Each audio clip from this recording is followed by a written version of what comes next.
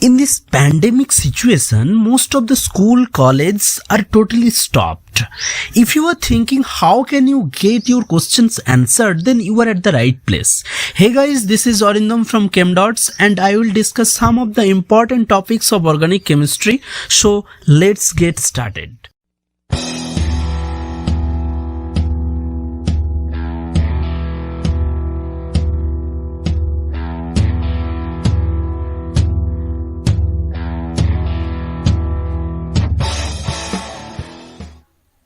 Organic chemistry is a broad field which intersects with diverse areas such as biology, polymers, petroleum, genetic engineering, agriculture, pharmacology, etc.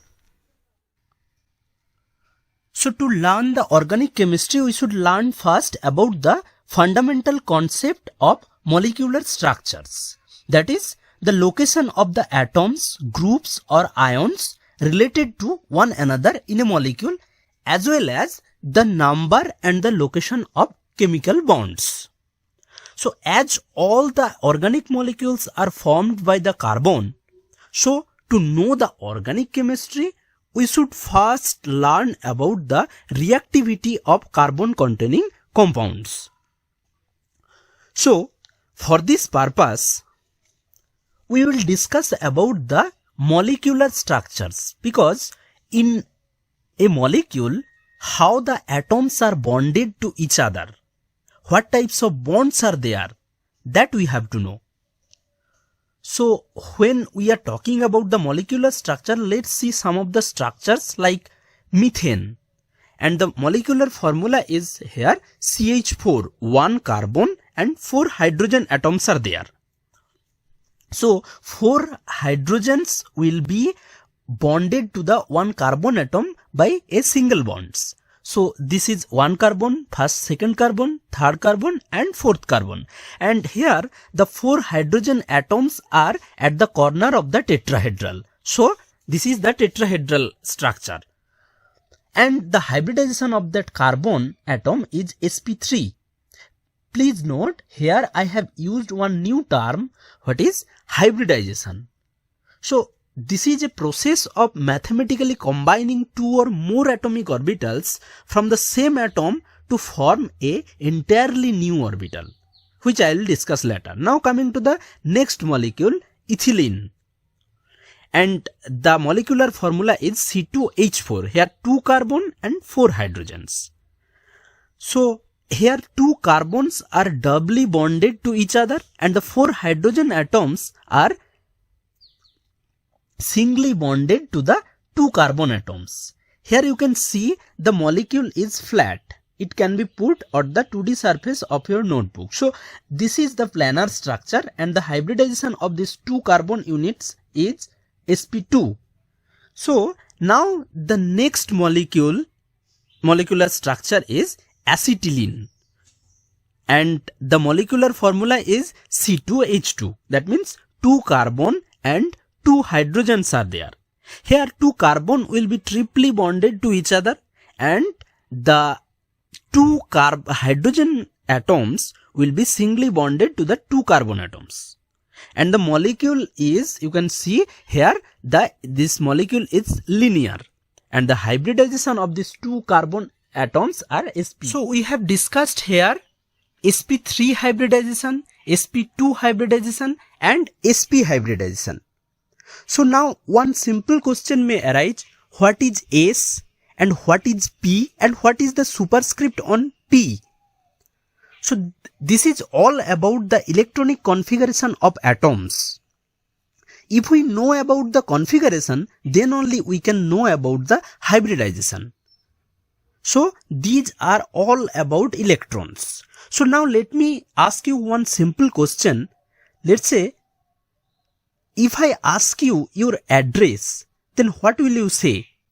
First you will tell your name, your house number or area, maybe your village also. Then you can tell your pin code, your police station of the district and state. Finally, you will tell your nationality. That means to locate you, I have to know about all these data. In atoms, there are electrons around the nucleus, and these electrons also have their own identity. That means electron has their own identity. So to locate an electron, we have to know some of the parameters. So atom consists of three basic particles: protons, electrons and neutrons. And the nucleus of the atoms contains the proton and the neutrons. And the electrons revolve around the nucleus in their respective circular pathway. Let's say there will be 2 electrons on the first pathway, and there are 8 electrons on the second circular pathway, and at the outer orbit, let's say there are 2 electrons. So the circular pathway in which the electrons are moving is called orbit.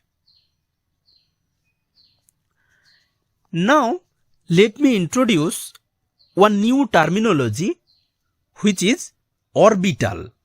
So orbital is a mathematical function describing the location and wave-like behavior of an electron in an atom.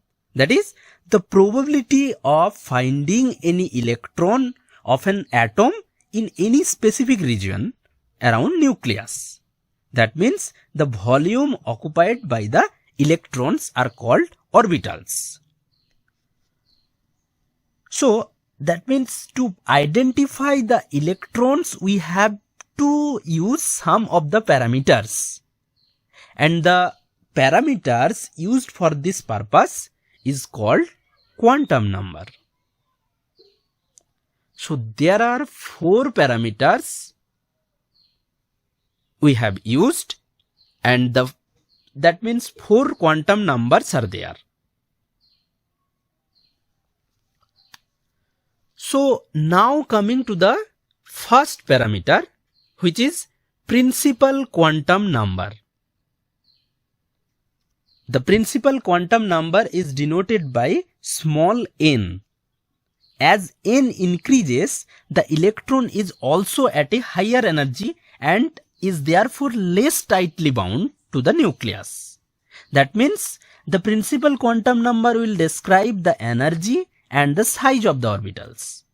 If the value of n is high, orbital will be larger. Now coming to the value of n, as it defines the energy states of orbitals, so it can't be fractional numbers. So it will be any integers starting from 1. It can't be 0, because if n equal to 0, then it will be nucleus. Now coming to the second parameter, which is azimuthal quantum number. Till now size of the orbitals are determined. Now it's time to shape. Why they are spherical, why they are dumbbell shaped. So azimuthal quantum number or angular quantum number, which is denoted by L. From the name itself, you can assume that this is the unique quantum state which associated with the angular momentum of an atomic orbitals. So, and you can call this quantum number as subsidiary quantum number. So this quantum number is responsible for the shape of the orbitals. So it will decide which orbital will be spherical and which will be the dumbbell shaped. And now the value of L can be integers from 0 to n minus 1. So if n equal to 1, then L will be 0. If n equal to 2, L will be 1. So till now, size, shapes of the orbitals are decided. Now it's time to subcells. Magnetic quantum number is the third one in this list, and it denoted by M. it splits the subcells such as S, P, D, F, which I will discuss later, into individual orbitals, and it describes the orientation in space of a given orbital of particular energy and shape.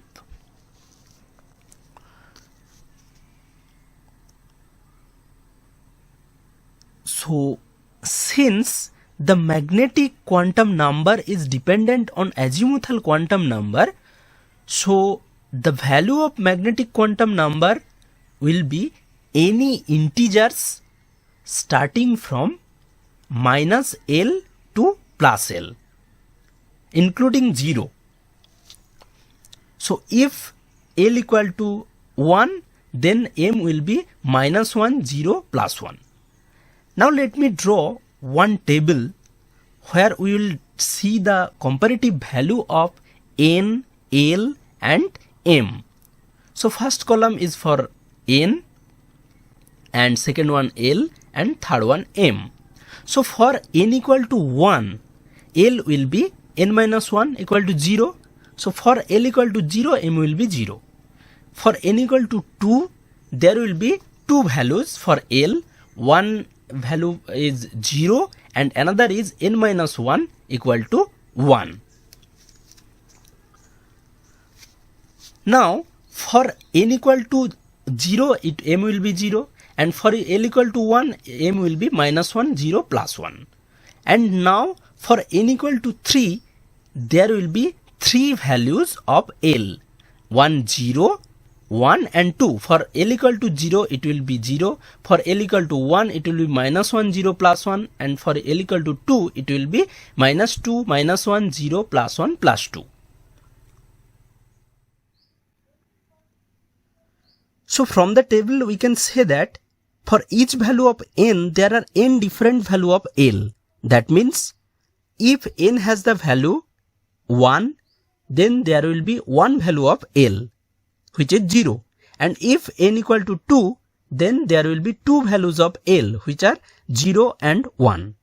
And now for each value of L, there are 2L plus one number of different values of M. That means, let's say if L has the value 2, then M will be plus 2, plus 1, 0, minus 1, minus 2. Okay. So now coming to the orbital shapes. If we plot the wave functions, we can get an idea about the three-dimensional space of each orbitals. So how the orbitals are growing in 3 dimension? Basically the angular growth of the orbitals. So first we will discuss about the s orbital. When n equal to 1, that means L equal to 0. As we know that L determines the angular growth of an orbital, so for L equal to 0, it will be spherically symmetrical, having the nucleus as its center. Okay. So hence we can say s orbitals are spherically symmetric, having the probability of finding the electron at the given distance equal in all the directions. That means if we find one electron from the nucleus, we will have the same probability to find the electron everywhere. So for all values of n obviously not equal to 0, there will be a L equal to 0. That means for all values of n, there will have one s orbital. 1s, 2s, 3s, etc. Now as L equal to 0 here, so we have M equal to 0. That means no orientation or directionality. So s orbital has one shell, because if M has any kind of value, then only it will split. Now, if we draw the atomic structure again, we will see the orbitals around the nucleus. If this is the nucleus, then there will be one circle around the nucleus, and this is considered as 1s orbital. So spherical, it's a spherical orbital, and after that there will be another circle, then outer orbit, let's say in 2s orbital there is another one. This is called 2s orbital.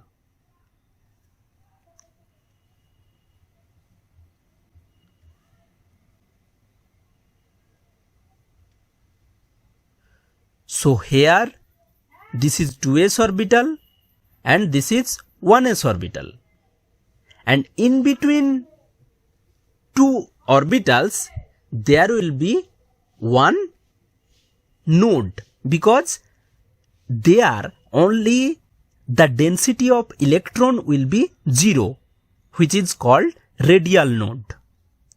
Now coming to the p orbitals. For n equal to 2, L equal to 0 and L equal to 1. For L equal to 0, it will be s orbital, and for L equal to 1, their m will be -1, 0, +1. So this is called p orbital, and the p orbital has 3 different orientations along the 3 axes, because here m has the 3 values, which are px, py and pz. Now this is d orbital. For n equal to 3, L equal to 0, 1 and 2. For L equal to 0, it is s orbital. For L equal to 1, it is p orbital. But for L equal to 2, there are 5 different values of m. That means -2, -1, 0, +1 and +2. So d orbital will be always in a set of 5. So all the 5 orbitals are dxy, dyz and dzx, and dx square minus y square, and finally the dz square. And dxy, dyz and dzx and dx square minus y square are cover lip shaped, and dz square is elongated dumbbell shape. Okay, so now for the case of hydrogen, which atomic number is 1, so the electronic configuration will be 1s1, and for helium the atomic number is 2, the electronic configuration is 1s2. So for helium in 1s orbital, 2 electrons can be at same spin or maybe in opposite spin. So in first case, let's say they are in same spin, and in second case, let's say they are in opposite spin. So for these two cases, now in first case n equal to 1, L equal to 0 and m equal to 0. So in second case also n equal to 1, L equal to 0 and m equal to 0. So in both these cases, all the 3 quantum numbers are same. So what will differentiate them? From Pauli exclusion principle, we know that no 2 electrons in the same atom can have the same set of quantum numbers. So we can only differentiate them by a property of electron called magnetic spin. So here, as all the 3 quantum numbers are same, so there is a tie. So only the tiebreaker is the magnetic spin. So for 1s2, if we consider them as a tiny bar magnet, then one must have the spin plus half and another will be minus half. So in case of 1s2, so n equal to 1, L equal to 0 and m equal to 0. So for the first electron, let's say the spin is plus half. So the second electron must have to contain the s electron equal to minus half.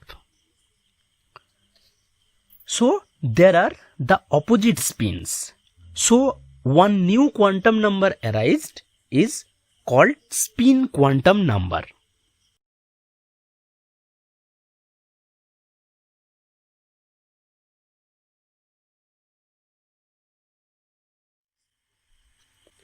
So now let's see some of the 3D orbital structures like S, P, D and F.